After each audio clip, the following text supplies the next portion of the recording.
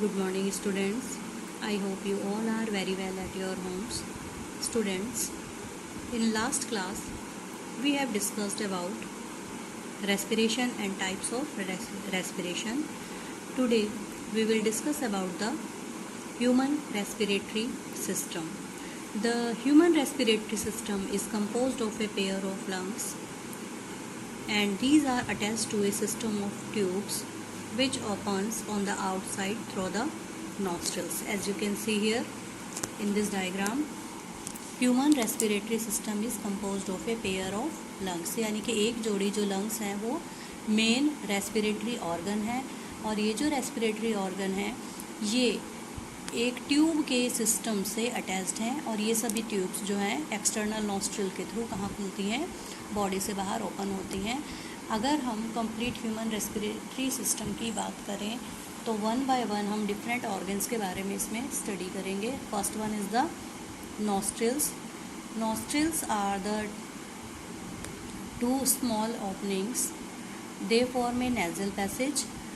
The inner lining of the nostril is lined by hairs and remains wet due to mucus secretion. It means जो दो nostrils हैं ये पीछे की तरफ कन्वर्ज होकर के क्या बनाते हैं, एक नेज़ल पैसेज बनाते हैं, और नोज़ की जो इनर लाइनिंग होती है वो एक म्यूकस मेम्ब्रेन से लाइंड होती है जो कि नोज़ को इंटरनली वेट रखती है, और इंटरनली नोज़ के अंदर हेयर्स प्रेजेंट होते हैं जो कि फिल्ट्रेशन का काम करते हैं और डस्ट पार्टिकल्स को नोज़ के अंदर आने नहीं देते हैं। Second one is the pharynx.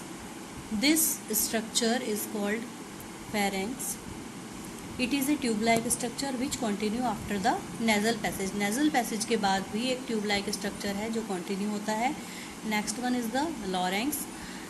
लॉरेंक्स, this part lies just after pharynx, and the larynx is also called as voice box. It opens into trachea. Trachea is a long tube like structure. This is the trachea, and the rings of cartilage are also present in the trachea. ये जो trachea है ये tube like structure है, इसमें cartilage के बने हुए rings present होते हैं जिससे कि in the absence of air ये जो स्ट्रक्चर है ट्रैकिया ये जो है श्रिंक नहीं होता. कार्टिलेजिनस रिंग जो है हवा ना होने पर भी इसको श्रिंक नहीं होने देते हैं. ट्रैकिया जो है ये चेस्ट रीजन में पहुंच करके टू पार्ट्स में डिवाइड हो जाता है, and one part goes into lung. यानी कि ये जो स्ट्रक्चर है bronchi, primary bronchi. A pair of bronchi comes from the trachea, यानी कि ट्रैकिया से जो प्राइमरी ब्रोंकाई है वो क्या होते हैं, निकलते हैं और दोनों अपनी अपनी साइड के लंग्स में एंटर हो जाते हैं. ये जो ब्रोंकाई है फिर से ये, और आप देख रहे हैं इस डायग्राम में बहुत सारी ब्रांचेज में डिवाइड है, इनको ब्रोंकियोल्स कहते हैं.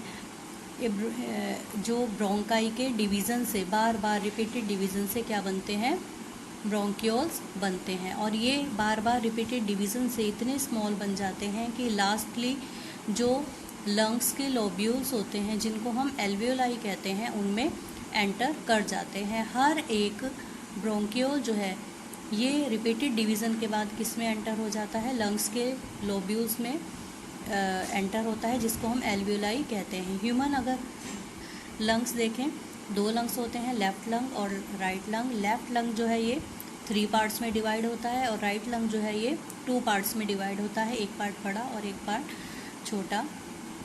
लंग जो है इंटरनली जैसे कि एक मधुमक्खी का छत्ता होता है, इस तरह के छोटे छोटे सैक्स में बना हुआ रहता है. लगभग 15 करोड़ के आसपास जो है इन ईच लंग इनका नंबर होता है, और हर एक इस सैक लाइक स्ट्रक्चर में जो ब्रोंकियोल्स है वो एंटर करता है, जहाँ पर एल्वियोलाई के अंदर ही एक्सचेंज ऑफ गैसेस जो है वो होता है, और यहीं से ऑक्सीजन जो है वो जो हम सांस के साथ लेते हैं वो ब्लड में रिलीज़ कर दी जाती है, और जो CO2 लंग्स में आती है वो एक्सटर्नल नॉस्ट्रिल से बाहर निकाल दी जाती है. तो इस तरह से ये कंप्लीट ह्यूमन रेस्पिरेटरी सिस्टम है.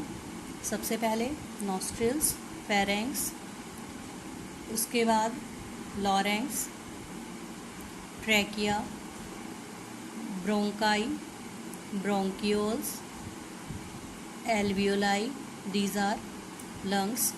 लंग्स जो होते हैं, लंग्स के चारों तरफ भी बच्चों एक मेम्ब्रेन होती है जिसको हम बोलते हैं pleura.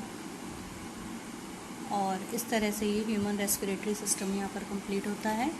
Thanks to all of you. Stay home, stay safe.